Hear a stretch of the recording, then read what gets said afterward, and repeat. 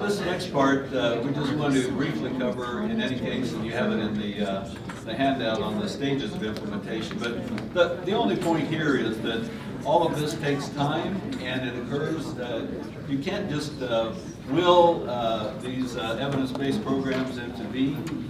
They don't just leap off the journal page into your classroom somehow or the other. So what is the process? And here's another one where we were looking at the literature and listening to people's experiences and trying to make sense out of all the things that were going on. So the first stage of implementation is exploration. And this is one that is overlooked often because we want to just jump right into doing things without first going through this part. So some of the questions about readiness. Staff, we were hearing from the Salt Lake City district. During exploration, this is where it truly is exploration. You're sharing information about interventions, you're thinking about the implementation of those interventions, knowing now about the drivers, you're thinking about how we're going to get all of those things done. What is the problem we're trying to solve anyway? Well, gee, in this district we have a huge literacy problem. We have a big dropout problem. We have, knowing that you have lots of problems, what's the big thing that you really want to go for and try to resolve? Then, what kind of an intervention matches up with that? Is there something out here in this little narrow band of evidence-based programs that we could go look at? Or is there somebody here in the state or in a neighboring state or district that is doing good work along these lines? So, what is the problem? What are you going to do about it? How are you going to implement it? And so you bring people together. You're bringing your teachers and your principals and staff and district folks all together to talk about these kinds of things to arrive at a decision. And decision is too strong. You're saying, you know, this looks like a pretty good way to go. Let's really start getting into the nuts and bolts of this. And once you reach that point, you really start getting into what we call the installation stage. Installation stage is where you're now getting the resources together to actually do the work that you have discussed during exploration. Now, it may be that as these are not linear, that's why we make all these little bubbles here. We used to have them all listed, and people said, well, you go from here to there, when does this, no. You're going back and forth all the time. And believe me, as soon as you start talking about resources, you're going to find yourself right back into exploration. Like, okay, it's going to take, where are we going to get these people to be trainers and coaches? And okay, we're going to have to get more people involved in this and do some more exploration and so on and so on and so on. So but installation is where you're getting the resources together. And again, think about both halves of this.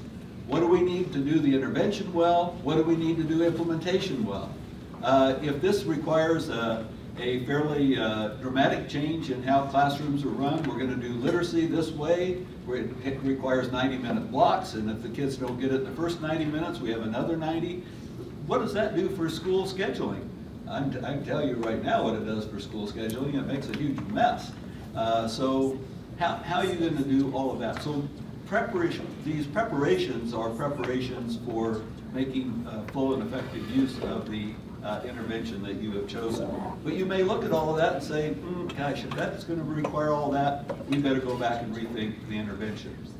So you see how those two things interact.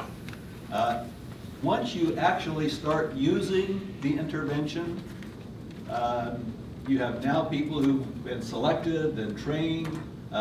You have coaching underway. They're in the classroom. They're actually trying to do your new literacy program, PBIS program, RTI program, math program, STEM program. You guys have lots of them.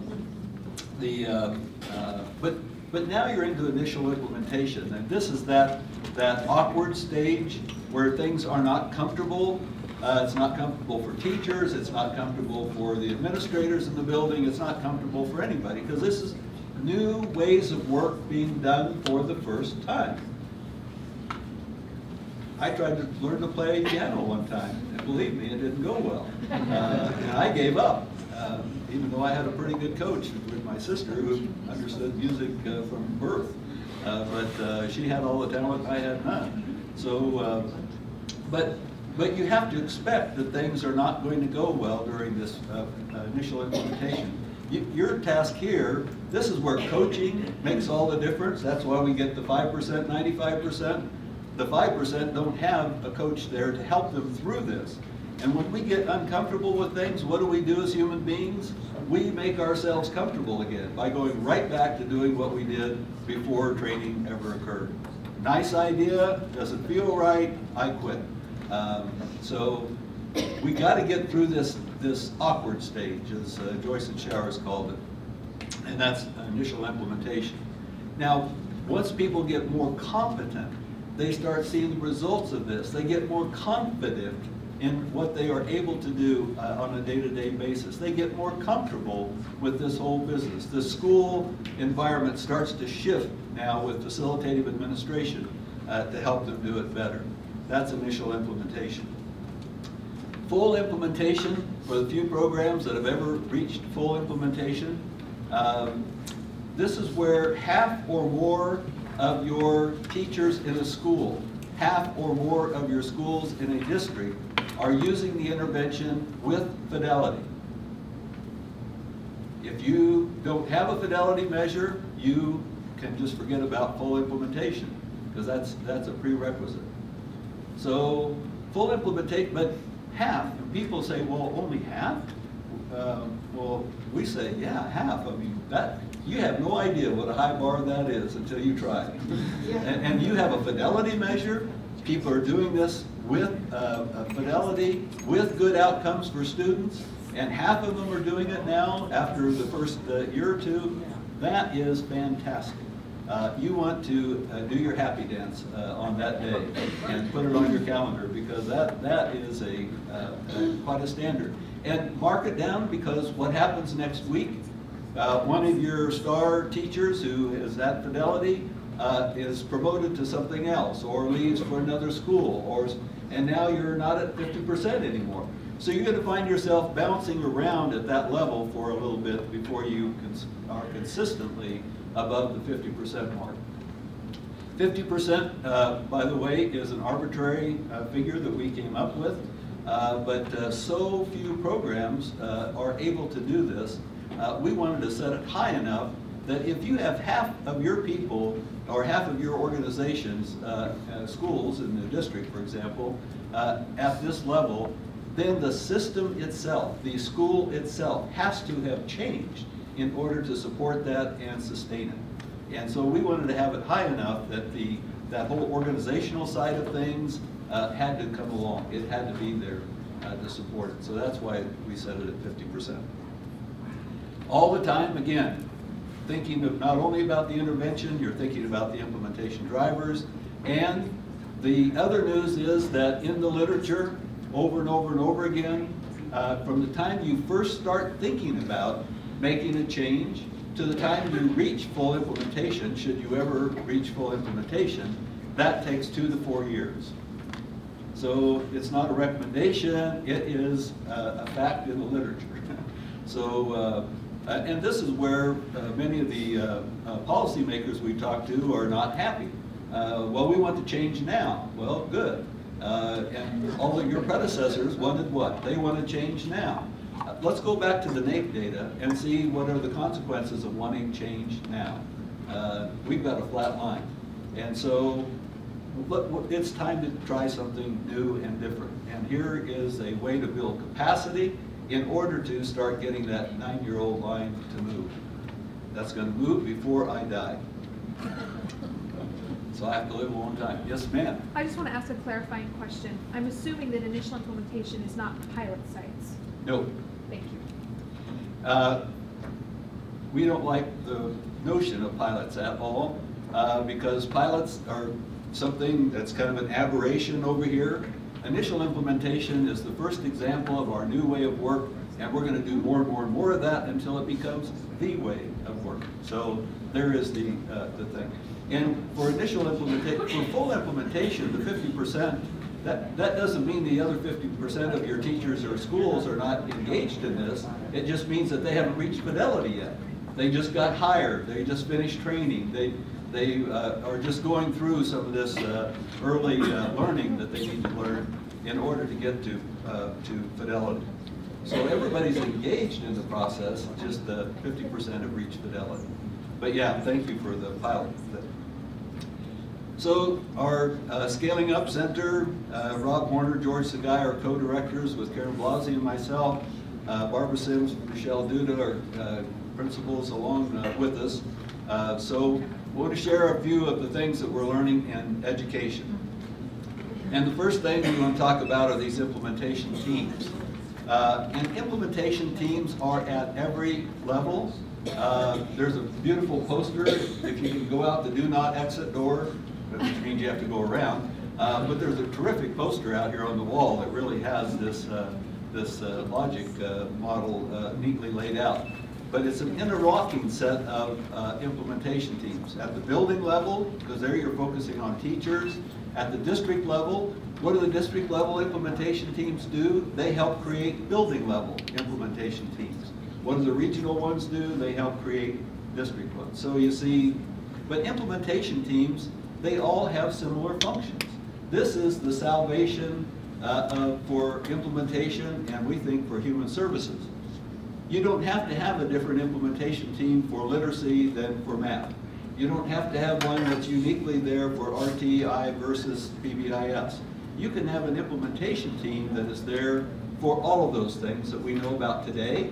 And 10 years from now, when we have 100 times more knowledge about what works in education, that implementation team will be strong and there and a resource to help implement those things that we don't even know about yet. So this is a new way of doing business in education. So what do implementation teams know? They know innovations well, so they can help in that whole selection process. If you don't know, they can help find out. If they are not evidence-based, they can help define those. We'll talk briefly about that. They know implementation science and best practices well, all the things we're talking about here. And they know improvement cycles well.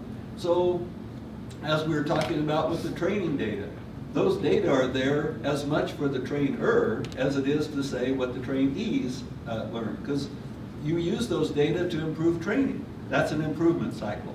You do the same thing for coaching, you do the same thing for fidelity assessment, and for everything else on the implementation triangle. So how do you, every time you're doing something, you're doing it with an eye towards doing it better next time. And that is something that in our own work with the National Implementation Research Network, when we're working with states, when we're working with the federal government, we are very aware of what it is we're planning to do, what did we do, what did we find as a result of that, and what are we going to do differently next time. And so, because some things you can know right away, rapid cycle, kind of improvement cycles. Some things, we have some improvement cycles that are now in like year 10 and we're not quite done yet. So some things take longer than others. But these implementation teams, just think innovations, implementation, improvement, are the three skill sets. So these are not, this is not a group of representatives. This is not an honor society. These are people who have expertise, and they need to use that expertise wisely.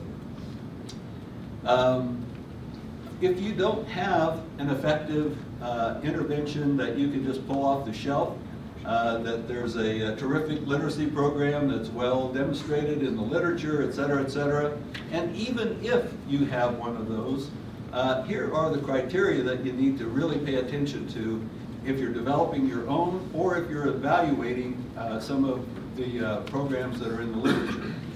Evidence is clearly defined in evidence-based programs. Programs are not clearly defined in evidence-based programs. So we know a lot about evidence. We know very little about programs. Unfortunately, teachers use programs. They don't use scientific rigor when they're teaching students. So that's why we pulled this out. What's the philosophy, values, principles? How does that work in your school, your district? Have the essential components of this thing been described? And as you go down this list, the number of programs that meet these qualifications dwindle. Essential program components, have they been operationalized in the hall and board implementation configuration? Some of you may be familiar with. What do you do? What do you say when you're actually doing this intervention? That's the operationalizing part of it. And is there a fidelity assessment? Most evidence-based programs in the literature, not just education, but across human services, there is no fidelity assessment. So you're going to have to make one up, because you see how important fidelity is. Who's going to do that? Who does this work? It's the implementation team. This correlation of 0.7 or better with outcomes. So if you do this intervention really, really well, then it should correlate highly with producing the outcomes that you hope to achieve for those students. And so, and that 0.7 means that you explain about half of the variance. If you do this well, you explain about half of the variance that you're seeing in the outcomes for students, which is a pretty tall order. Our research colleagues say if you leave that in there, you have eliminated all but a few evidence-based programs that exist in the literature today. And we said, and so what's the problem with that? Because this is what's needed in practice. The fact that you guys don't do it in research is not our problem, that's your problem. I love these discussions. What makes an implementation team effective? I'm going to go quickly through some of these things just to give you the overview. It's not a one-at-a-time thing. So we're not going to select some people, then we're going to train some people, then we're going to wait a couple of years and find, oh, gee, the school here is not really supporting this very well. I guess we ought to do something about that. Okay, now we have 2 or 3 schools doing this. Oh, the district now is complaining about the changes that we're making, and now I guess you don't wait for these things. You start from day one working at every one of those levels. When anybody in the National Implementation Research Network goes like this, we all know exactly what it means. We are talking about this multi-level intervention. People think it's like our hip-hop sign. I don't know. I'm totally out of touch with the pop culture, but everybody says, "Oh yeah, hey, this is your sign, guys." But this is it. It's where you're, yeah, it's that kind of thing there. You got the moves even. But from day one, you know that alignment within these systems, it's not about teachers changing their practice. That's easy compared to getting everything else to line up with that and support it. That's what this is all about.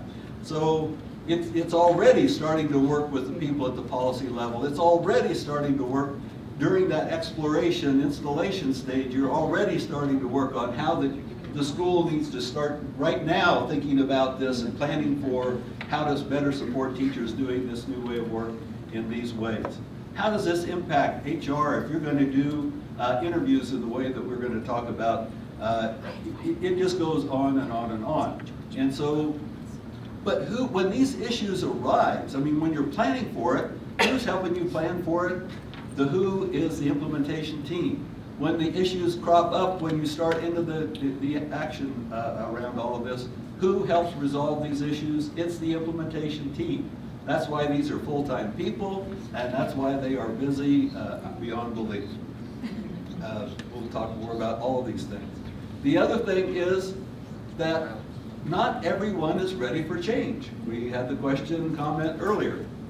And in the literature now, Prochaska and Levesque and Prochaska have looked at organizational readiness for change as well as individual readiness for change, and they found that at any given time, about 20% of people and about 20% of organizations are ready for change. They're ready, willing, and able to actually pull this off.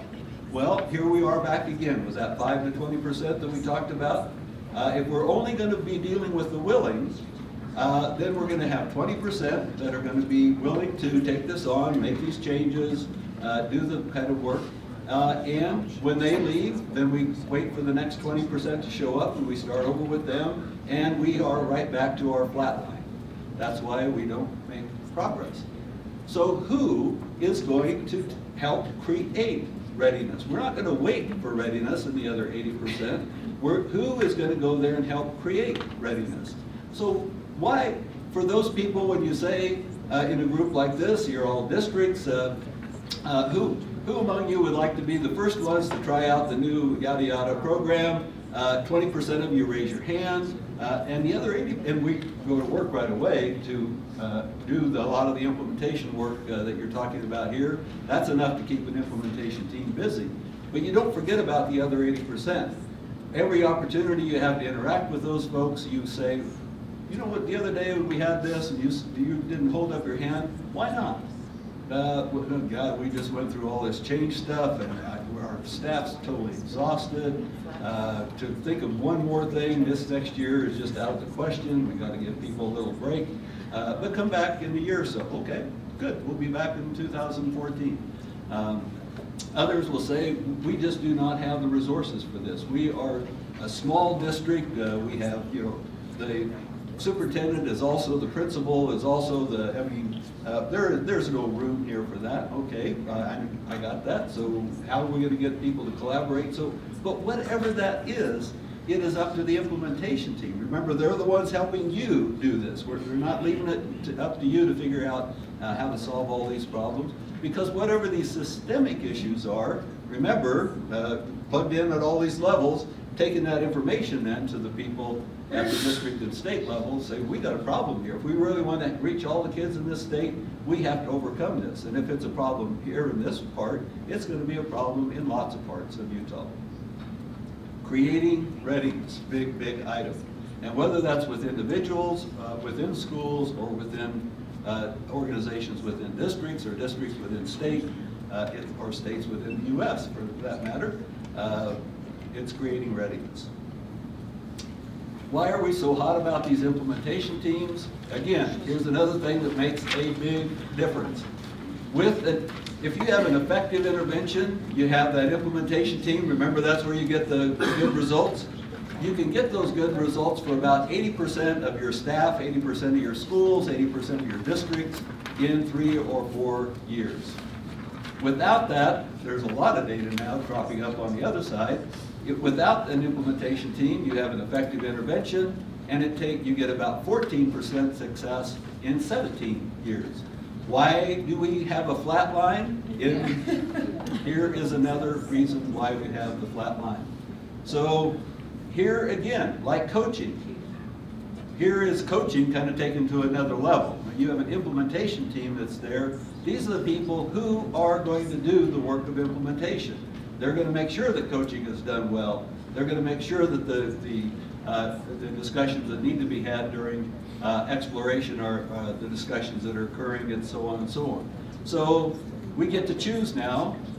We can invest in implementation teams and have them functioning at the school, district, regional, state levels, and get our 80% success, or we can say, gee, we can't afford that, and we're going to be happy with waiting 17 years for some of these things to happen.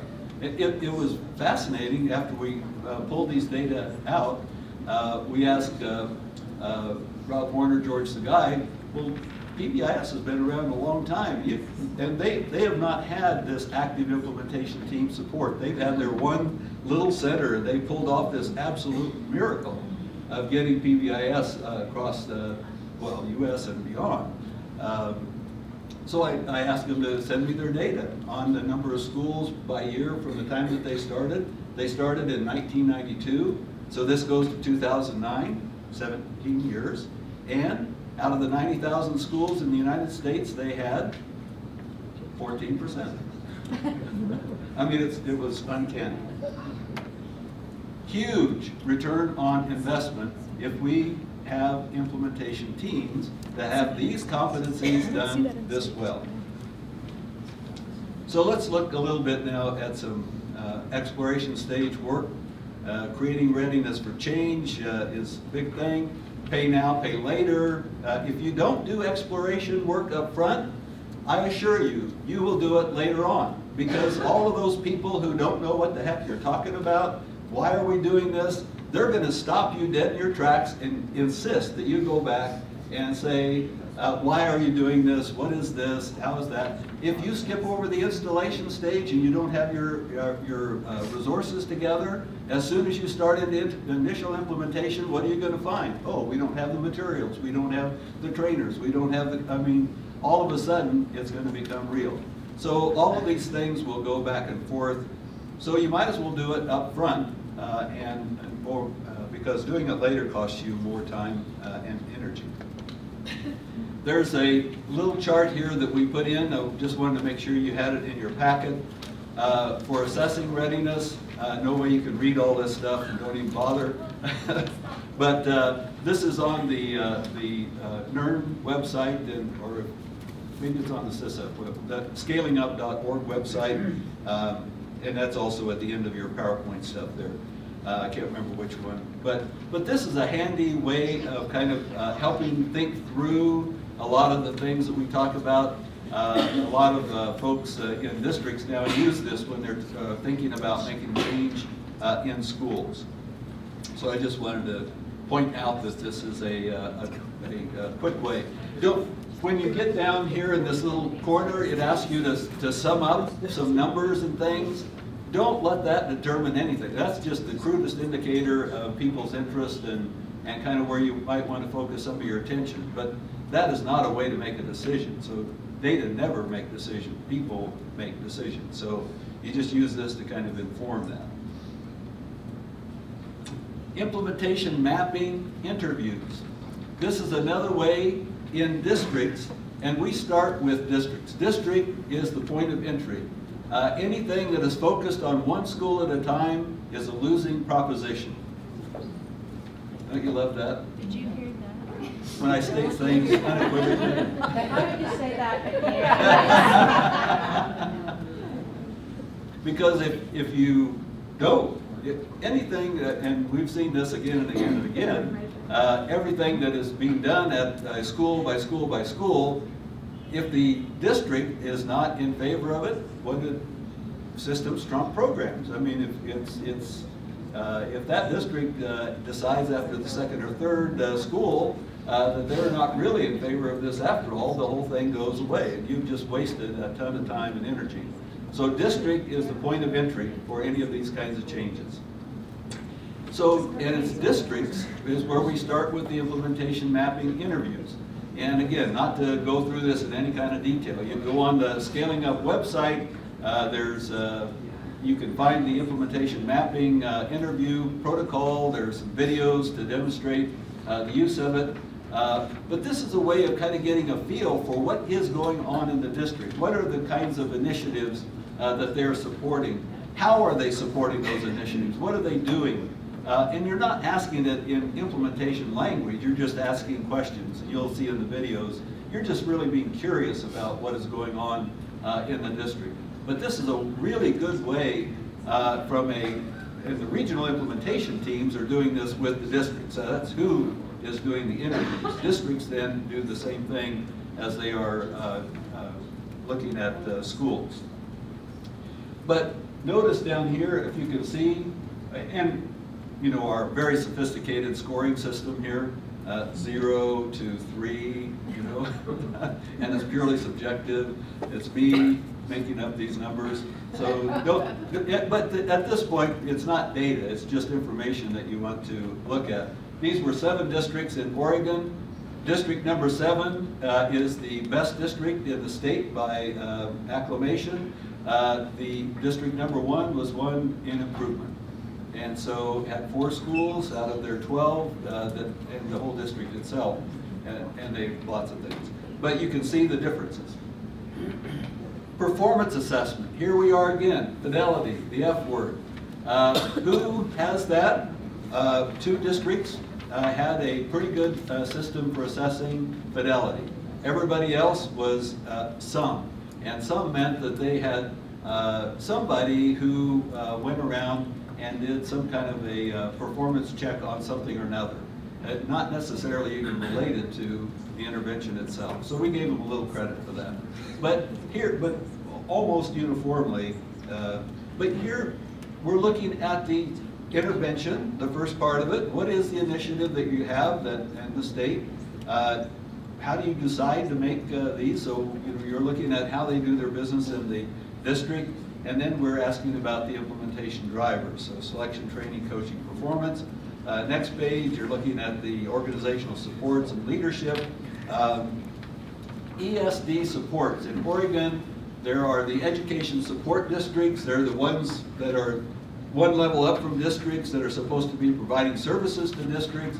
And in don't let the numbers here that are mostly zeros cast aspersions on them, because they do a lot of good work supporting the districts and schools and teachers in the districts with respect to special education and a whole lot of other things that are part of their mandate. We were asking about, to what extent are they helping you with implementation of these things? So it's really asking them unfairly in some ways about, but we wanted to make the point to the state management team that what they were thinking might be a resource, could be, but is not currently a resource, except for one case where they had the folks from the ESD were being very helpful to the district. But this is a way to get, this is a systematic, organized way. These implementation mapping interviews are 90 minutes. It starts, it stops at the 90th minute, and we are done. As far as we get, is as far as we get. And we cover almost all of these things in that period of time. Cheap, easy, and it's a way of developing relationships. And from an implementation team point of view, back to the readiness question, the whole purpose of this is to get invited back to do the next step. So it's all positive all the time. We do nothing but admire all the wonderful things that go on there. We do nothing to point out any gaps, any deficiencies at all. But people are doing, as you see, there's always threes in there someplace, so there's lots to be admired in every one of the districts. But that's just to get the conversation started. The next thing is then to get into the installation stage. And so again, at the district level. And here we have a self-assessment. So, and this is a very short version. So there, for each of these, there's recruitment and selection, and there's probably 10 items that we ask about. And so these are just little summaries.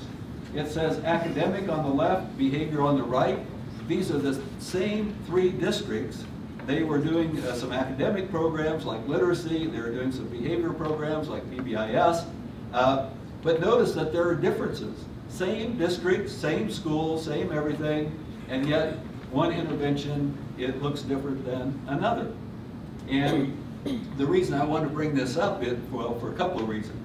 This information is gathered from the people who are helping to do things on purpose in the district. And so whoever those people are, we've had as few as 5, as many as 15 in these meetings, that in the implementation mapping meetings, and they are the people then that we send this interview or this tool to, and it's done via the web, so it's easy, they can do it on their own time. Is it hot here, or is it just me? Okay, it's just me. My wife says I have menopause, so you know. So the real use of these data then collected from the district, this is the district people filling it out on the web. We then summarize the information so it's not detectable who said what. And again, it's not data. This is a prompt for discussion. It is there, it's information for action planning. And so every one of the items, and there's about 70 or 80 items altogether, again, you can go on the website and get this tool. But every one of those is an actionable item. We've started out several years ago with 500 items, now we're down to these kind of 70 or so essential things that reflect on all of these issues. So every one of these is actionable. If they are scoring themselves high on that, fine. We believe it, and we move to the areas where it's where they agree that it's lower. And one of the first things that you see and they see is the spread. Some people say it's not there at all. Other people say it's totally in place. Same district, same school, same everything. And as you see, kind of the distributions that are there. The second thing is academics and behavior. The reason that we were asking this was to make the point back to the districts and to the state management team people. You, in the same district, in the same schools, with the same teachers, you can have one intervention that is fully implemented. They meet all the criteria for full implementation.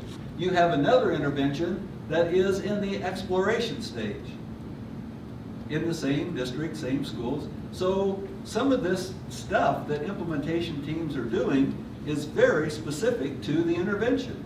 What you do to support something that's fully implemented is different than how you're doing the exploration and all the other things to get a new thing started.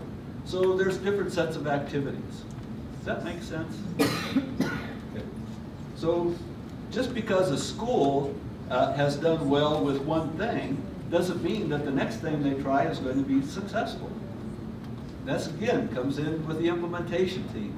Who is going to take responsibility for this? Who is going to be accountable for making sure that that district and all the schools in that district are actually making good use of these things? So this installation stage, self-assessment, this is where you're talking about in the action planning, well, how are we going to do selection? How are we going to do the training? How are we who's going to do that? Under what conditions? We'll talk a little bit more about that. Successful districts. So the districts where we've been doing this work now and they are making good progress, here are the things that they are telling us back as we have gone back to interview them. These setting common expectations, having common language, common methods, these are things that we've heard already here. The interesting thing was that by doing things this way, it allows them to be more frugal. Well, tell us more about that. That was a bit of a surprise. Said, well, if we have these common ways of selecting and training and coaching and doing fidelity assessments, we don't have to go find out what people are doing and try to fit what we're, I mean, that cost us a lot. Now we have a common approach to these things. Now what exactly you're teaching varies from school to school because different schools have different needs and maybe different programs going. But there's this implementation team now that allows us to do this in a common way. Materials that we develop for one school and for the literacy program can be used for all schools in the literacy program because they're all using the same kind of approach. Uniqueness, they've said, is so wasteful. So this notion that every teacher is going to do his or her own thing in a school that's doing its own thing in a district that is so unique, that's different than the other 18,000 that exist in the United States of America, this uniqueness thing is costly. And so now when we have less money, how are we going to save money? Well, one way we can save money and be more effective at the same time is by doing these kinds of things. So this frugality thing, though, was a surprise. That was news to us, and although it fits with some of the data we've found since. Successful districts, they have a clear vision. So this gets back to how to bring about the change. The change is on that leadership dimension, that adaptive leadership part of things. It's the leader willing to step out and say, this is how we're going to do this in this district. We are going to have this kind of a literacy program, we're going to make use of PBIS, we're going to do whatever. I mean, you said it in a nice way, but you're stating this is the direction that we are going to be going. And it's unwavering. This is the part that came through clear as can be. And it's unwavering support for all the instructional things. Again, back to the teachers. Who produces outcomes that we want for students? It's teachers and staff. It's nobody else. All the rest of us are there in support of that. So having that as a theme. Good communication, consistent messages. These are districts where they get together and they don't leave a meeting without having hashed through whatever the debates are and come up with, okay, this is it. And when they walk out the door, they are 100% behind it. There is no sniping behind somebody's back. Effective supports all the implementation things that we talked about have to be in place to do these things. All right. Oh, yes? Actually, I have a question back to those effective supports because I noticed you put principles in there. Oh, yeah?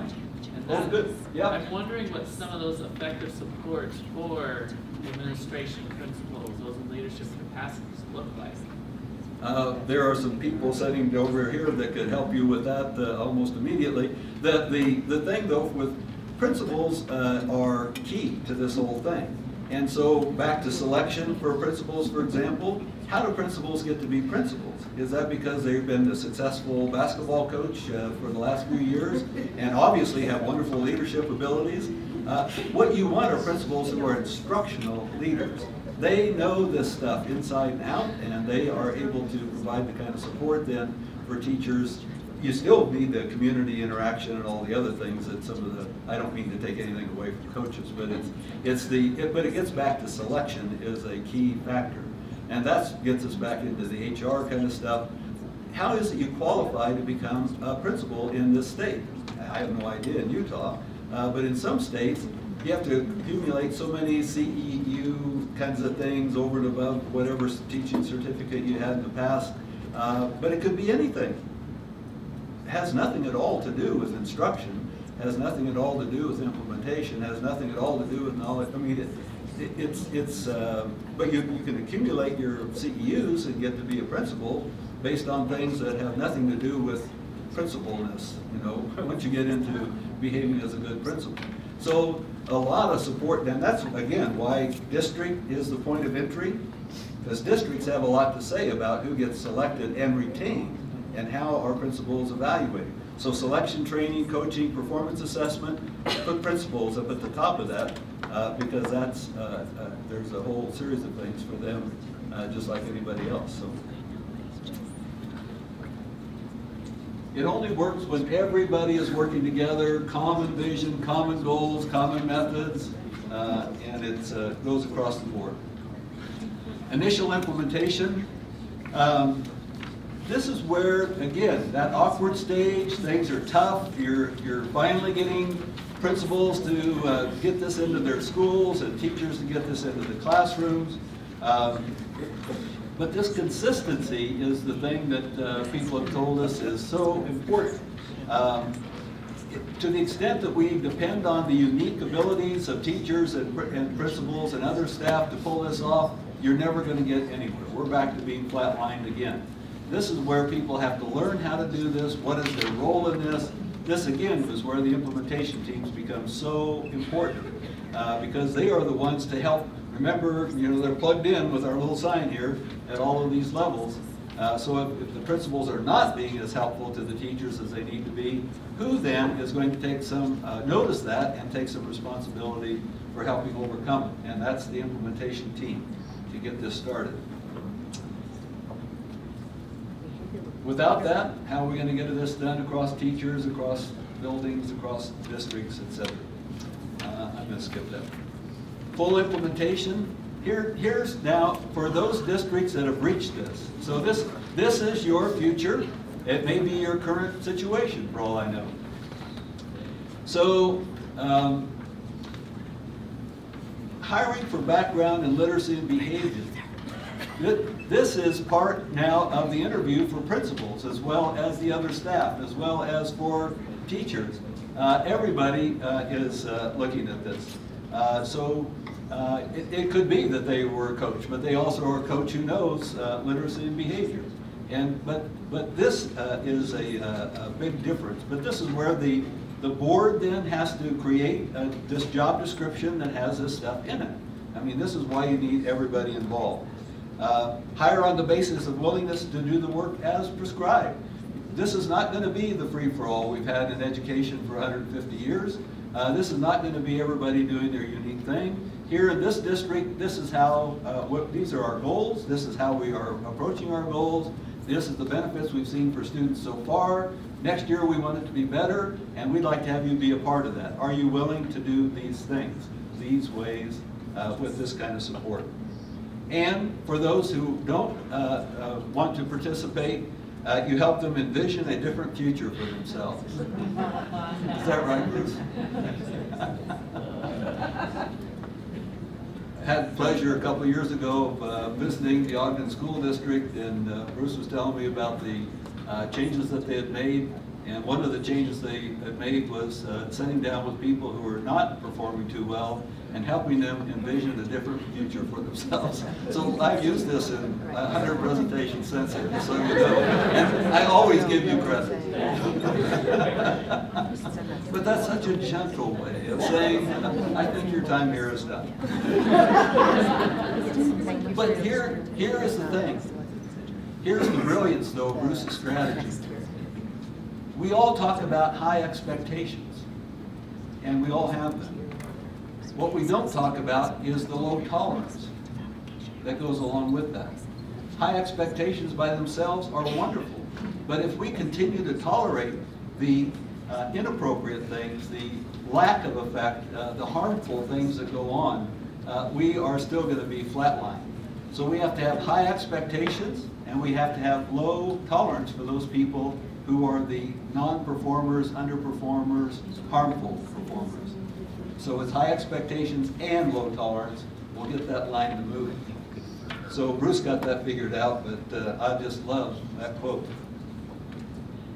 Another thing about staff selection in successful districts, full implementation, been at this now for a while, and they are mature. The interviews are not done by HR. HR makes sure that the qualifications, you have the right degree, you have the 4 years experience, or whatever that is, their job is done for now. Then it goes over to the interviews being done by those who are in the district who know what a good principal looks like if you're hiring principals. They know what a good teacher looks like if you hire teachers. Who is going to be working with this person for the next 3 years, 5 years, 10 years? Those are the people that you want to be doing the interview. They're going to have to live with this decision. And boy, if there's anything to help you learn to do improvement cycles on your interviews, it is nothing more than living with the decision, the bad decision you just made. We're not going to hire another person like that because, my God, that's costing us a huge amount of time and energy trying to do coaching, making up for all the things that we should have picked up in the interview. So now you are motivated to do interviews very differently. Building role play into the interview.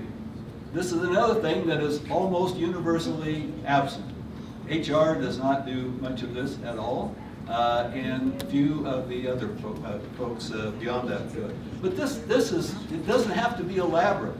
But remember, in training, you're doing behavior rehearsals until day one training is done on day one skills. It's the same kind of stuff, kind of watered down so you can do it in 5 minutes in the interview. But you're giving them a little job sample. You're seeing how they respond to this kind of a situation. Business, they call it, you know, their inbox kind of test that they have for people. But this is a very important piece of it. Part of the little role play that you have built in is not only to get a sample of how they respond to, and you're not looking for the right answer. You're just looking to see, do they get upset? Do they get angry? Can they say anything? And you sort of spring it on them, so it's a little bit stressful for people, but nothing like facing a classroom full of 30 kids. So how do they respond under those sort of circumstances? Then the key is, you find one thing, small thing, you give them a lot of praise that they really like the way you did this, blah, blah, blah. Here's one thing we noticed though, when you're giving your reason to the student, you kind of said, well, here's something that your parents would appreciate. And one of the things we do here in our schools, we try to give personal rationale. So you need to have this be something that the child would appreciate. It would be something that would be motivating from his or her perspective. So you get, oh yeah, I got that. Okay, let's try that again. Well, okay, I got that. Now let's try that again. Okay, so you're looking to see, A, can this person receive mildly critical feedback, and how do they go about it? Because some people say, oh no, that's not what I said. That's not how I did it. Is this who you want to live with for the next 5 years? I don't think so. Then you have them do a repractice. Can they correct their behavior? Can they change their behavior pretty quickly? So how do they respond to instruction? Because guess what? This is what you do in training. This is what you do every week in coaching. there's a ton of this that lies in their future, lays in their future, that awaits them in their future. Why lay? I'm an education audience, always worries me. So, this is a way of testing for that kind of stuff in the interview. So that's why the role play is in there and why it's so important. Staff training. These fully implemented districts, when they're working and have all their schools running on all 8 cylinders, or 4, I guess, in our fuel conservative days, so they're running on all 4 cylinders, they have training for everybody every year. In August, every single teacher, every single staff person, every single principal goes through training. They have everybody go through the training that is there for teachers and staff. They have the extra training they do for administrators and for special education, depending on what the issues are. They have additional training. But everybody gets all of this every year. And whether you've been there for 3 months or whether you've been there for 25 years, everybody goes through training. So, and the additional thing is that in these mature, fully implemented districts, they also provide training on the collection and use of data. Collection and use of data. It's not enough to have it, you have to know what you're going to do with it. And again, whether you've been there for a little while or a long time, but the newbies get way more than the others who get a reminder. So, but that is another key thing that they do for training. Follow-up coaching for each new teacher. New teachers get a lot more coaching, but everybody gets some coaching, so no one is left out there on their own. We find that there's accommodations already being made in the district. There's early release time, there's space made for coaching to occur. Principals get 1 hour of coaching per month from the people in the district. So it's a district supervisor or some of the administrative people who are there at least every month coaching the principals on what it is that they're supposed to be doing. Staff performance assessment, that one that's rated 1 across the board except for a couple of districts. Everybody said this is the hardest part. This F word thing is, you're right on target. But it is so interesting. When we go to these districts that have been fully implementing things, have the interventions there, 3 or 4 or 5 things that they're doing really, really well. They have the implementation supports fully in place. I walk into those schools, I can't find the principal. Where is the principal? So go to the office, where's the principal? Well, let's see, it's 3 minutes. Probably if you go down this hallway, take the first left, she's probably down about the 3rd classroom doing the walkthrough because all of these are scheduled. Or you find the principal back in the data room. It used to be the conference room, but has lined with charts and stuff, and they're poring over this, that, and the other thing. They're admiring the problem for 5 minutes, working on solution for the next. That's where the principals are.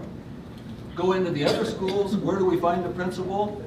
There's the front office staff, there's the principal's office staff, then you find the principal back in the corner, hidden away as far and deeply as he can possibly get, away from all the problems that are out there in those hallways. So it's not quite that stark, but the good ones are the ones that you can't find. So it's but these staff performance assessments are built into people's routines. It's what the principal does, it's what the implementation team members are doing. Coaches for this group of teachers in this school make a wonderful set of evaluators for fidelity assessors for the teachers in the next school. Who knows this stuff better than coaches? They know what to look for, they know how to look for it, and all you do is then teach them the protocol for how you do fidelity assessment. So this is a way of making efficient use. The other advantage of that is coaches who go to the adjoining school to do the fidelity assessments learn something. Gee, look at that, I didn't realize you could do that. There's kind of the craft knowledge part of all of this that comes through. And they take that back then into their coaching routine. So all of this plays out. The people who are doing the training often are the people who are doing the coaching, who are also doing the fidelity assessment. So remember, these implementation team members are very, very busy. They're also sitting in on selection interviews. New teachers, they have them go through about 3 years of all of this training and coaching and performance assessment before they are certified and given, I don't know, tenure or whatever. I don't know how it works here in Utah, but that was in this particular state. In addition to the principal walkthroughs, which are more about general instructional behavior, there are specific then fidelity assessments for a particular literacy program, or a particular PBIS has their set data and so on. So some of that is particular to the intervention. Some of it is more generic instruction. But that's why we talk about performance assessment as opposed to fidelity. Fidelity is usually more specific to the intervention. Performance assessment is a broader set of things, including just general instructional behavior. Organizational supports. Building teams are meeting monthly. Grade level teams meet twice a month in elementary schools. Decision support data systems, like I said, you go in and all you see are data lining the walls and people, making marks on them. This is used for making decisions. Principals, and who do you go to when you're a coach, when you're a trainer, when you're doing fidelity assessments, you're finding things that need to be corrected. This could be something about how the teacher's doing instruction, could be something about how the support is being provided to teachers, could be something about how the school is being administered. Anything that's getting in the way of this teacher doing the best possible job with every single child every single day, that's taken to the principal for resolution first. If the principal is not able to do it, then it goes to the district. If the district can't do it, it goes to the state. And if the state can't do it, we call up Barney Duncan and say, hey, you got a problem. I don't really do that last part, but we do talk to his people. The big message around all of this that people have told us and is right on target: get started, then get better. So unless you start doing implementation teams and finding room for implementation teams, where do you find these people? You don't have 3 people just sitting around looking for something to do. You need to get started, doing the best you can, having this be a little bit in addition to whatever people have been doing already. My guess is you already have folks who are doing training, doing coaching, doing some kind of assessment. You certainly have the administrative staff who are there helping to manage a school. But start this process, get started. And then with the improvement cycle, that plan, do, study, act thinking, then you get better. But you can't get better unless you're actually engaged in the behavior in the first place. So get started, then get better. Find data sources. That's another big message. I mean, that's why people are lurking back there in the data room. Because after a while they have developed, well, but you got to start with your first data set. And it doesn't really matter what that is. It needs to be something important enough to you that you're going to spend the time and people will engage with you in collecting those data and reviewing those data. But once you get the first data set, people will volunteer for the second and the third and the fourth, and pretty soon you will have your walls lined with this as well. The successful districts, the district cannot provide support if we don't know what they're supposed to be doing. That quote just stood out for me in a big way. This uniqueness thing is such a detriment. If every teacher can do whatever he or she chooses, every school, every district, we are not going to solve the problems in education. We've got to find some of these standards that we are going to absolutely do, which gets us back to that unwavering support and clear messaging. But then you can develop a system. Then we have a way. We know what our baseline is. We know what we're doing so we can improve it next year. Leadership.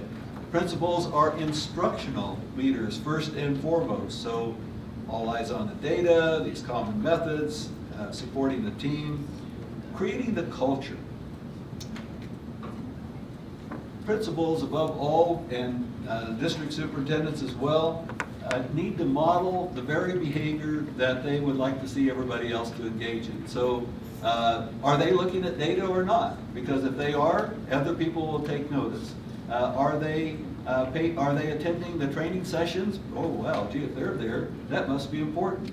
Are they meeting with the coaches on a regular basis? Oh, gee, this coaching thing must be a big deal. I mean, it just sends lots and lots of messages, along with then talking about this stuff in every meeting. There's the leadership part that creates the culture. It takes a little time, but you can get there. The last thing, and then we want to have some discussion, but we went improving alignment. So back to being plugged in at all of these levels. This practice policy feedback loop is just absolutely critical. The basis for the foundation thought for all of implementation is students cannot benefit from interventions they do not experience. So it seems kind of like one of those axiomatic, you know, it's true on the face of it sort of things. But we don't always behave this way is our only problem. So unless we can get these things in place in the classroom, in the school, in the district, all over the state, students all over the state cannot benefit from it. So here's the premise for the whole business. And the rest of us, what is our job? Teachers are the producers of education benefit. Our job is to support teachers. And so so that they actually make good use of this. If we cannot say, we love this when we go into the whole state systems and we start doing our work on scaling with the scaling states, and again, it's all positive all the time. We're not there to castigate or point fingers or anything else, but we go around and interview folks in various divisions as we kind of bump into them. And so, what is it you're doing? Oh my gosh, that sounds interesting. How does that support what teachers are doing in schools? Well, we don't really support teachers, we support district. Oh, well, how does that work? And so you're trying to find the link. What's the logic behind having them do what they do and where this might end up supporting teachers and what they do. And so, but unless people get really clear, I am here for this purpose, and that links with that, and that links with that, and that's where we're headed with the scaling stuff. So all the rest of us are there to support teachers. Here's the thing, and here's what we talked about. Somebody said earlier, what we have are the mandates. We have the instructions that we get from on high. This executive management team. This could be a principal. This could be a district superintendent. This could be one of the intermediate groups. This could be the state, and this could be the federal. But the same principle, again, applies at all of these levels. So somebody has decided that doing literacy this way is a good idea. So they establish some policies, they give guidelines, they are supporting this new way of work. They hand this off to the teachers. Teachers are expected to use this new literacy innovation to benefit students. Okay, so that's our current way of work right there. And that's it. And this is where we get the 5 to 15% actually figuring out some way to do this effectively. A whole bunch of others just wait for the next mandate to come along, because then that last mandate will be forgotten, and we've all been there. But the intentions behind this are nothing but good.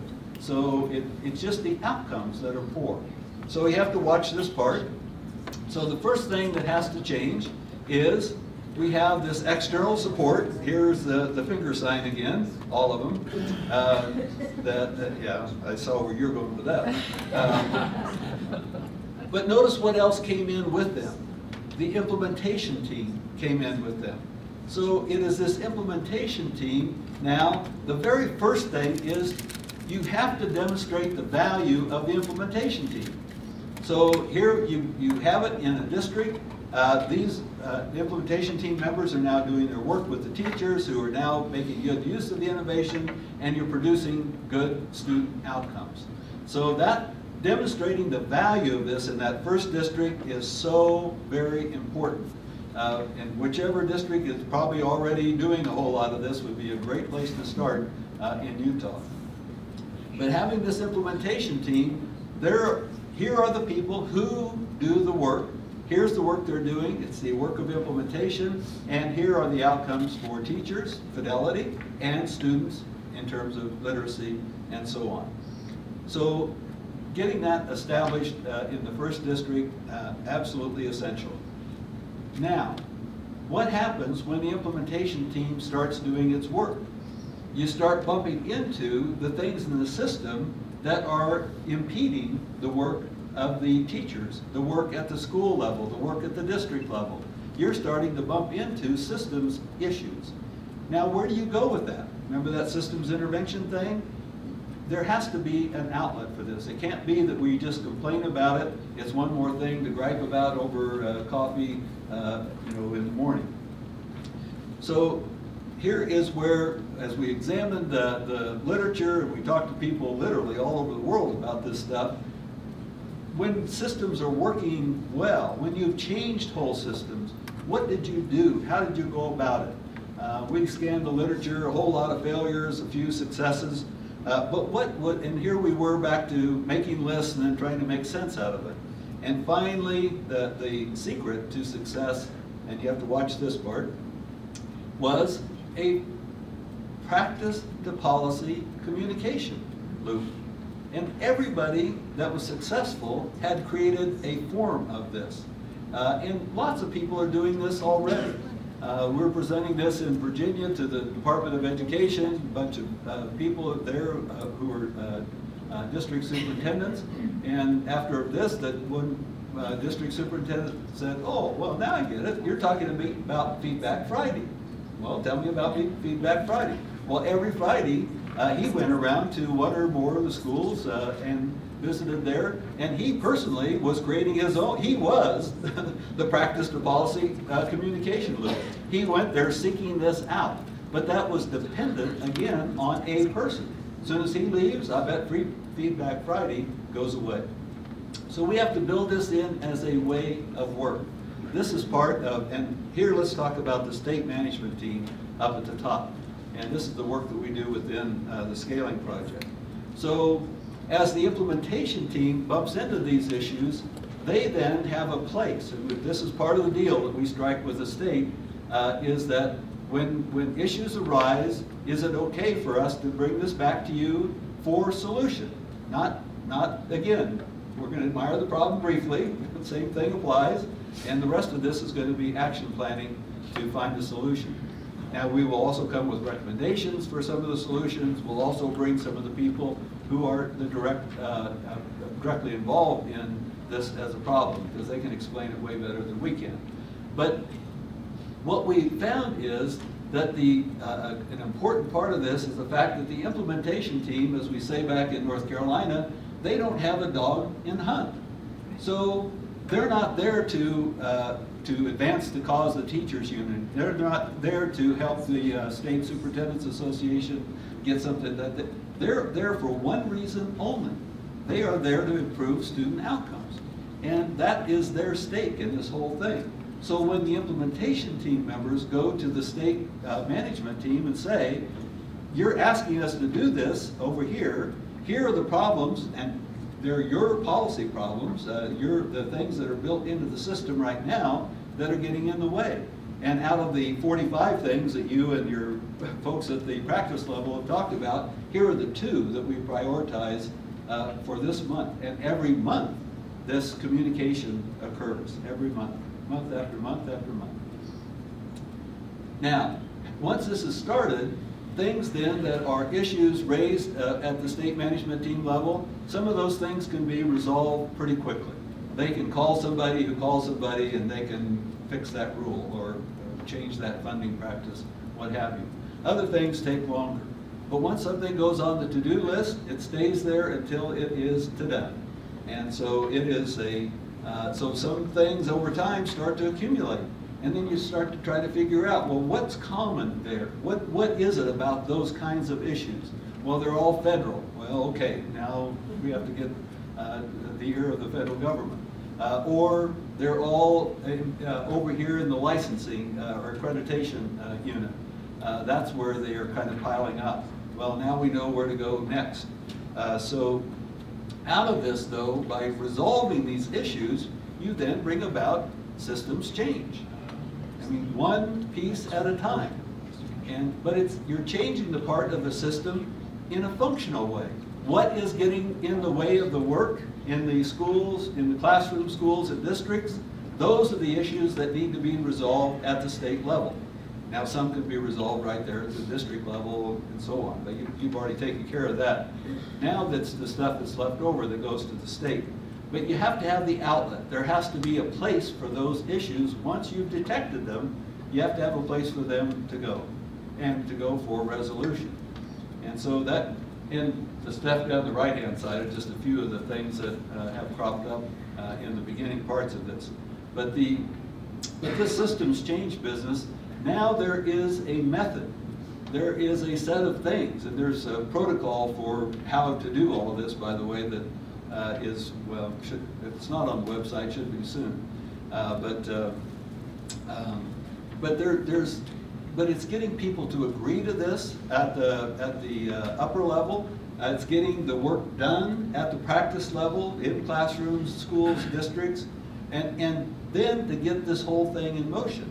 How long does this last? This lasts forever.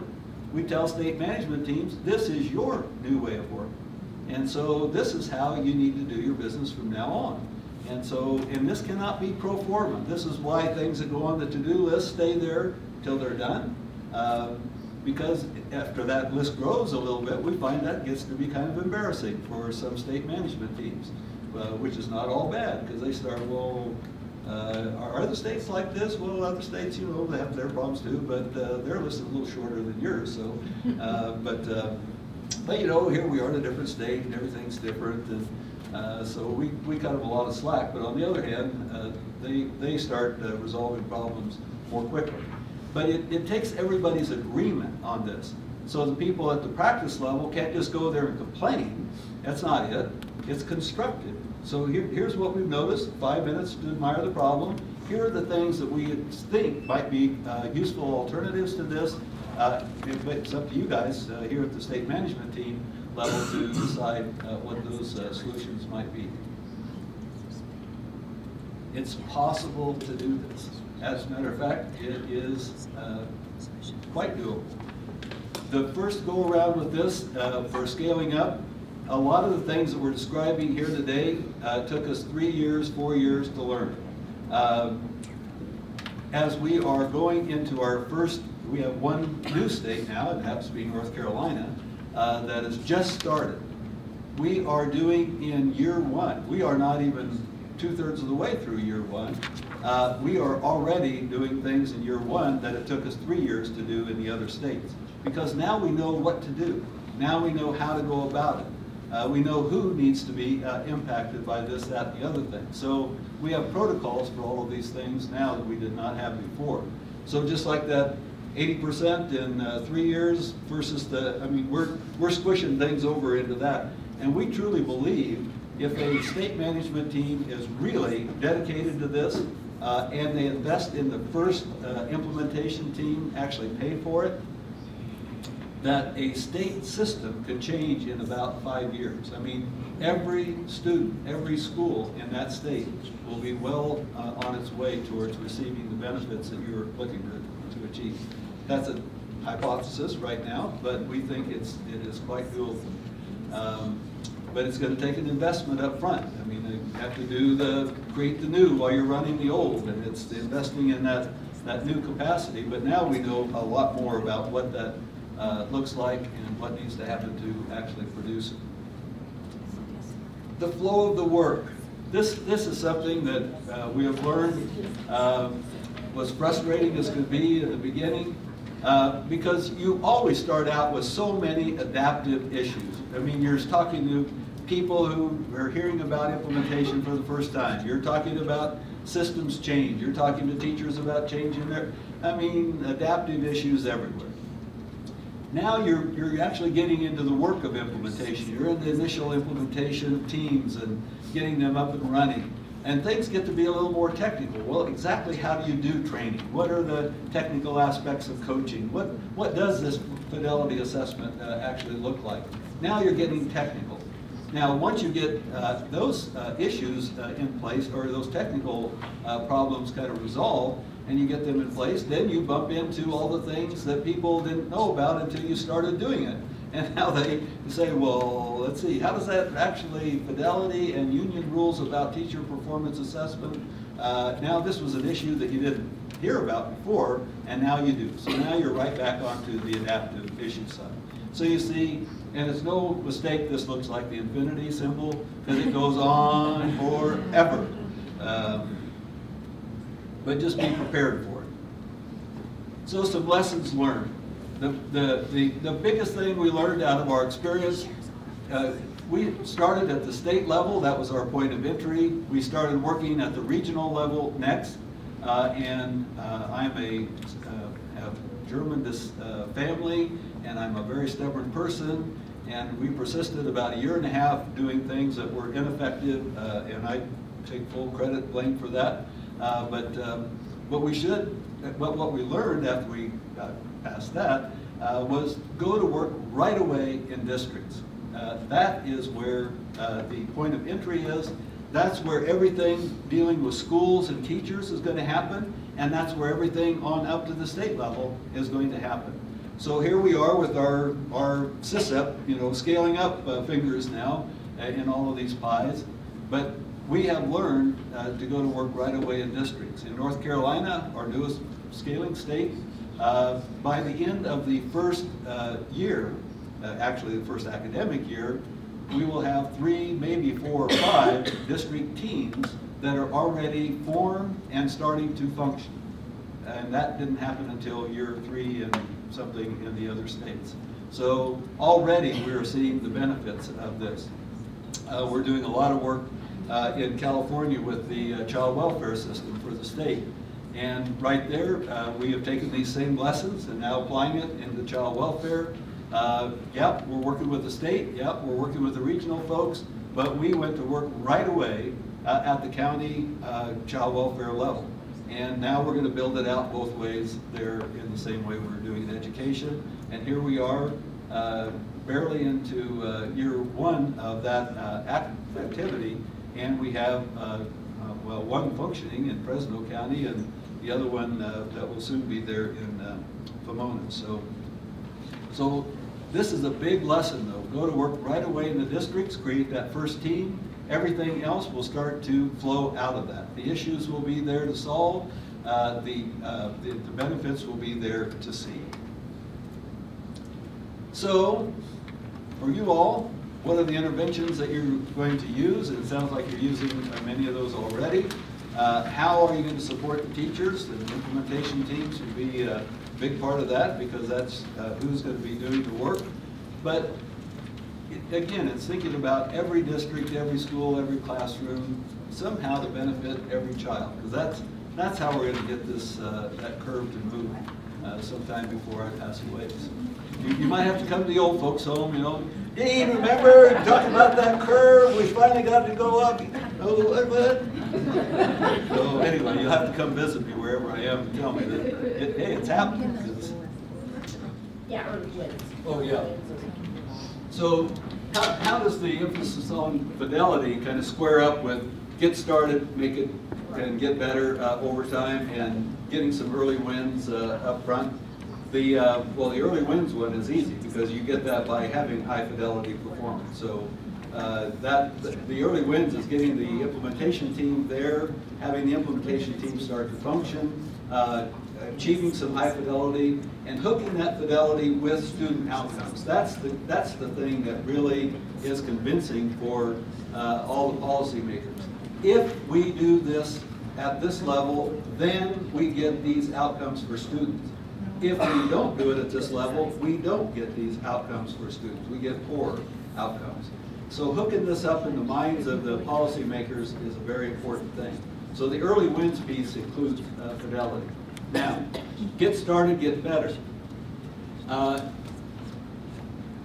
There is no funding. One of our issues that we do take to the federal level with some regularity is the fact that in this $100 billion, for example, that education got, It's all about innovations here, innovations there, innovations everywhere, not one penny for implementation.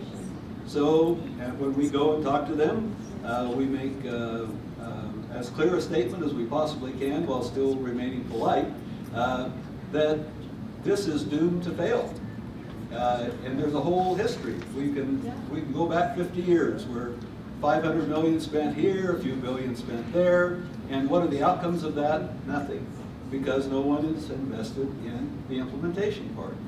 So the Get Started, Get Better, without funding for implementation teams, you have to then work it, where you're taking advantage of the people who are already doing some of this work in the district, reassigning, reallocating, doing your Rubik's Cube thing with personnel, until you finally have enough of that you're producing some of the benefits that you're looking for, and then based on that you have a better lever then to get more of that, until finally it usually takes about a year before you have your 3 to 4 people fully paid for at the district level who are earning their keep. But you demonstrated this, so that goes back to that early win thing. You want to demonstrate the benefits of this as quickly as possible so you can make a better case for having more of these people's time. So that's how those things kind of square up. So yes, ma'am. I was wondering, the districts you looked at, does it matter the size of the district? In terms of districts, does the district size matter? And yes, because I'm a psychologist, so what do I know about education? So I came into education thinking that classroom meant something, school meant something, district meant something, and I've been educated by educators that just is not the case. So we have, LA Unified, for example, has their 850 schools and however many million kids. And then we have one district in Oregon that has no schools. All their kids go to school across the border in Idaho, but Oregon has to account for them because they live in Oregon. So they have a district, but no schools, no kids. But LA Unified is a district, and this Oregon is a district. So what does district mean? Nothing. You guys are crazy. So, but from an implementation point of view, what matters is the ratios. So it's just like coaching. Coaching ratios typically, depending on how intense the coaching needs to be and how important the outcomes are, it's typically about 1 to 4, 1 coach for every 4 teachers for the more intensive side. It may go up to 1 to 10 for the less intensive side. But those ratios are what we count on. So I don't care about the size of the school, I care about coaching ratios. So when if you're looking at the implementation team, an implementation team in the early stages can responsibly deal probably with about 15 to 20 schools. And are they 15 to 20 schools that's one little piece of LA Unified, or 15 to 20 schools that encompass 5 of your districts that are more rural, remote, and small? But we don't care about district, we care about the ratio. So that shows up again on the website when you look at some of those. Now, are those exactly the numbers that we will end up with in 10 years? I can't tell you for sure. But this notion of districts that they have no meaning. We're looking at functional relationships. What does it take to get this to happen? Well, in Oregon, there are some of the districts that have like 3 schools. And so, but we were getting lots of those rural areas then together. So one implementation team, the cost shared amongst them. They also don't have the slack. They don't have the people there to actually populate this for any one of those small ones. So we also have to kind of pull that together. So it takes a little extra there. When we're in LA or Chicago or New York or some of the huge metropolitan areas that are massive districts, then you have to go find another subsection. Usually they already have it subdivided somewhere or the other. But again, not in a way that has rationality to it as far as we're concerned. So rural areas, often you end up with fewer schools per implementation team.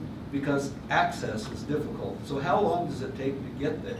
And you have to factor that in because you only have so much time for an implementation team. So it may be you only have 12 schools there instead of 15 or 20. But so those are things or practical issues you kind of work out as you go along. But we wish you guys had figured this out before, and you know, like district meant something, but alas. Yes, and then we'll come here.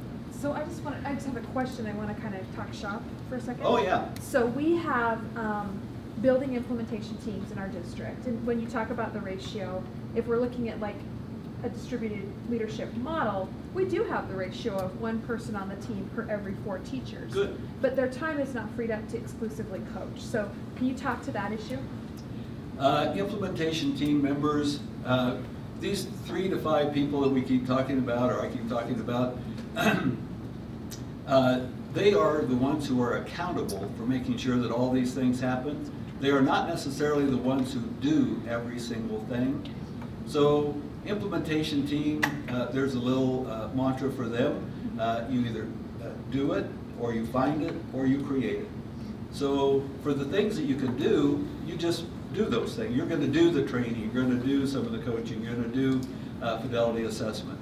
But if you don't have enough person power, or gosh, this is a new literacy program, I have a math background, we need somebody. So we're going to find somebody to come in then and help teach that in the next few workshops until I can learn what the content is.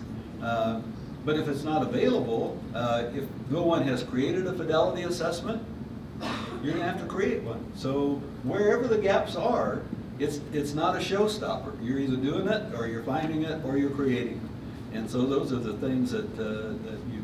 But as you get more and more people involved, you're also thinking about capacity building in the general sense. So to bring people in who can help with training and learn to be trainers, because pretty soon you want, and whether they become trainers in your district or move to an adjoining district, but there's almost a career ladder that gets formed around implementation, which is pretty cool. Okay. Thank you. Yes. Okay, a couple slides back on the lessons learned. Mm-hmm. The last bullet says we need early wins to generate greater buy-in for systems change, reallocation of resources. Right. Can you talk a little bit more about that? Okay, so just a question about the early wins. Have to excuse me for setting down the table, but I'm tired. So, the organizational development literature is just full of information about organizational change, and one of the key things you just find coming up again and again is this notion of early wins. So in our language, it's more like, can you demonstrate the value of something? And especially when we're talking about implementation teams, because here, who knows about implementation in the first place? So you have this brand new thing that you're talking to them about. You're asking them to invest in it. Okay, you've convinced me and seen the data. We want the 95%. We want the 80% success in a few years. These are outcomes that we want. And so we're going to cut you a little slack. We're going to invest in this modestly up front so you can get started. But as soon as possible, that's why going in at the district level and immediately starting to generate, even in 1 or 2 schools, 3 schools in the district, demonstrate that by having this implementation team doing its work with the schools, with the teachers, those kids benefit. That's the early win. That is then a demonstration that this is a value in our district, in our state, because this uniqueness thing is there for everybody. And they just don't believe that anything is going to work because nothing has worked very well for very long. And so here is this next thing that is coming along. The next new thing is this implementation team. We have to demonstrate the value of it. So, but it's not the pilot kind of notion. It's not like, well, we're going to do this for a little while, test it out, then we'll decide. No, you've decided. Now we're going to actually start working on it, and as soon as the first demonstration is clear, it's going to be the expansion of this.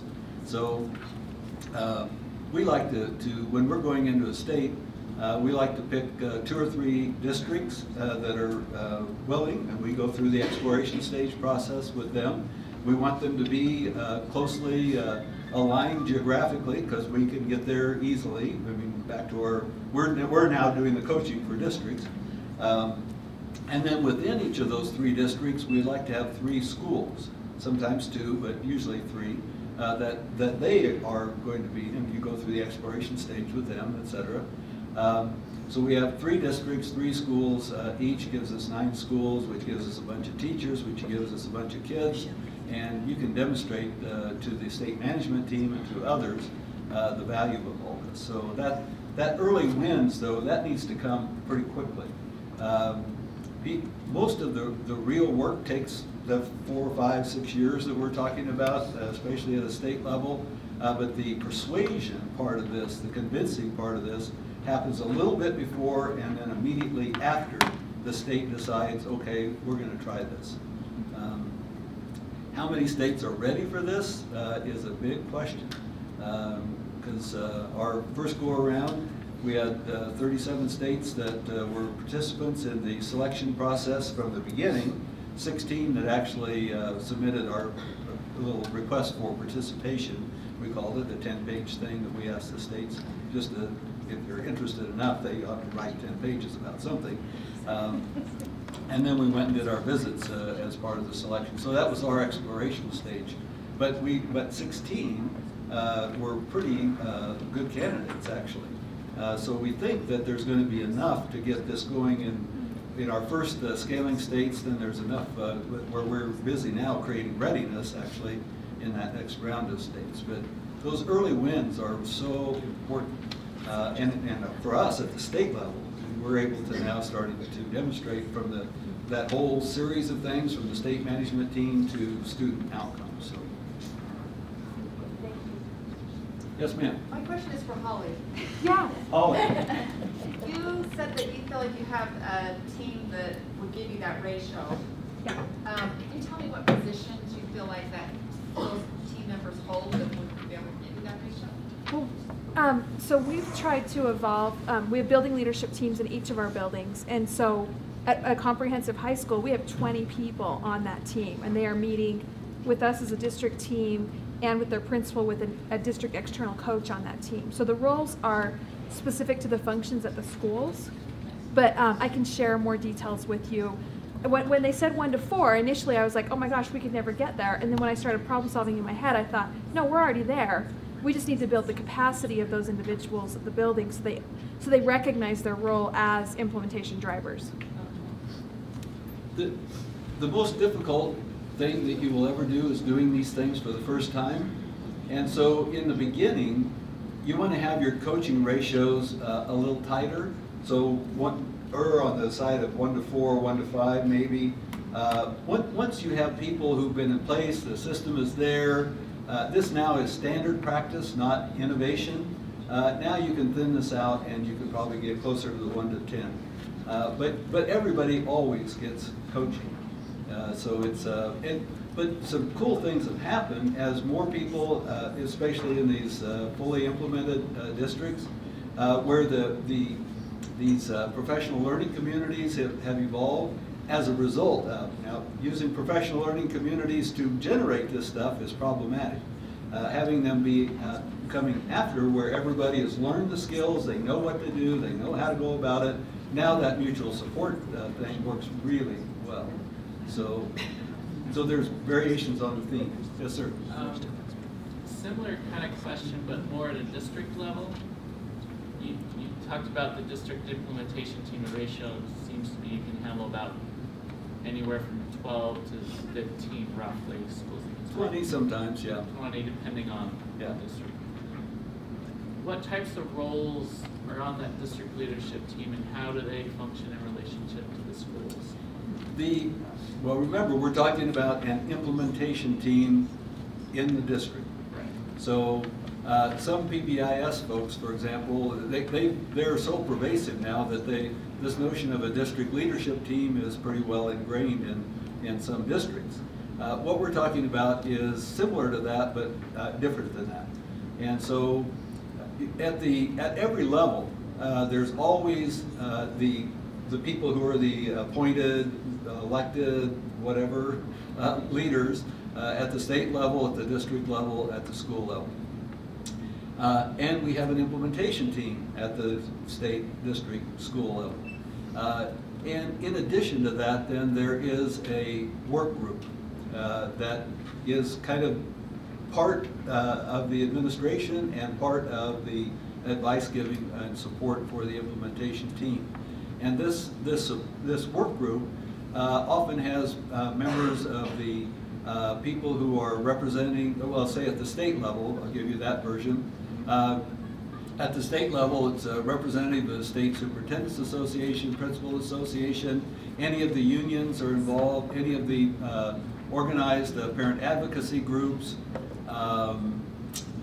leaders of initiatives that are funded by the state to help statewide, so sometimes it's PBIS or RTI or literacy or what have you. Some of the, community representatives though, so if you have African American, American Indian, I don't know which ones you have in Utah, but any of the representatives from those community groups are also on this team at the state level. And they are hearing about this every month. When the state management team meeting is held, we also have a meeting with the work group. And so they're hearing about these issues. Whatever they are picking up in the field, they bring back to the implementation team. And whatever the implementation team accomplishments are, they are taking back to all of their constituencies. And so it's a neat, but that's kind of the leadership part of it. There's the official leadership, there's the work group leadership, but it's all in service to the implementation team doing its work. The implementation team is not representative, it's functional. It's a set of skills and knowledge, skills, and abilities that are pretty unique at this point. But that's the part that we need to expand. Can I ask a question of the other Heidi? Heidi? Yes. As far as you guys looking at participating in this, you know, picking up some districts, are you the implementation team that then helps the district team? I'm just trying to figure out, you know, that's a great question. As we've been talking about our role, I mean, I think we definitely would be one of those state implementation teams. Our office and our partners in special ed at the state office, I don't think we could be included. We couldn't be called the entire state team because we're a pretty small group of people. There aren't a lot of you. Yeah. There aren't a lot of us, but we also tend to be more representative from the special ed group than the entire. We're working in that direction. So I think when Dean talked about we start at the district and then we grow both places is where I think we are in our state. So we've tried to work toward identifying some districts that want to move in this direction, and then we have work to do at the state level and then also into the school level. But if that makes sense, we would kind of be seen, I think, as that purveyor state implementation team support group, but we still have a lot of work to do. So I don't want to say we're the end-all be-all support group, but we enter at the district level and then grow both sides.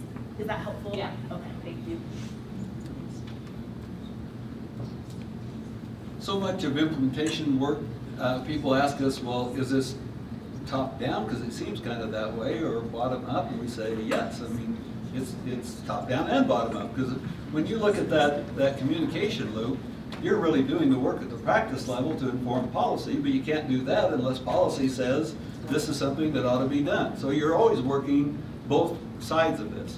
And the part in the middle then has to get lined up. One of the things that I failed to mention, by the way, is that for systems that have been transformed, so they've gone through this whole policy practice, systems change, things are dramatically different in terms of outcomes today than they were 3 years ago, 4 years ago, 5 years ago. This could be a turnaround in a business where they've taken a failing business, made it into a wildly successful one. Our computer science colleagues who talk about all the legacy, stuff we were saying earlier, all the code that's in there, who knows if it's hooked up to anything or not. They go through the whole process of testing that out. Guess what? When you have the transform system now that is doing all the things that you want it to do, and you look at that, 80% of the old is still there in the new.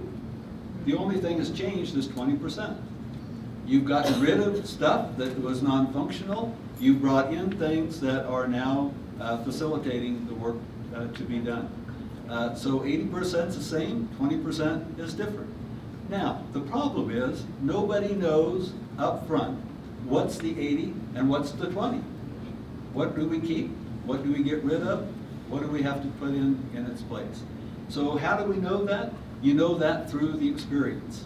And so when that feedback loop kicks in, this is why the state management team, the district management team, the school leadership team needs to have this in place forevermore. This is part of the new way of doing your business in the schools, in the districts, in the state. Because you always want to find where's the next problem area that we have not detected before. What can we do to correct it? We always are searching for the 80% that we want to keep and the 20% in the next 20% that we need to change. Because we won't always get it right the first time. That's why you get started and get it better.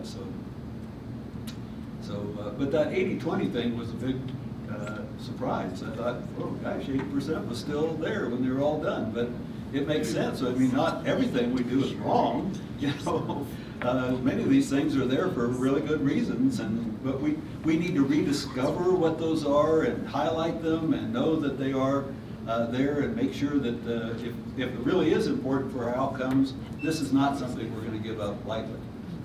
So, other questions? Once we get close to lunch, all right? Hey, well, thank you very much, everybody.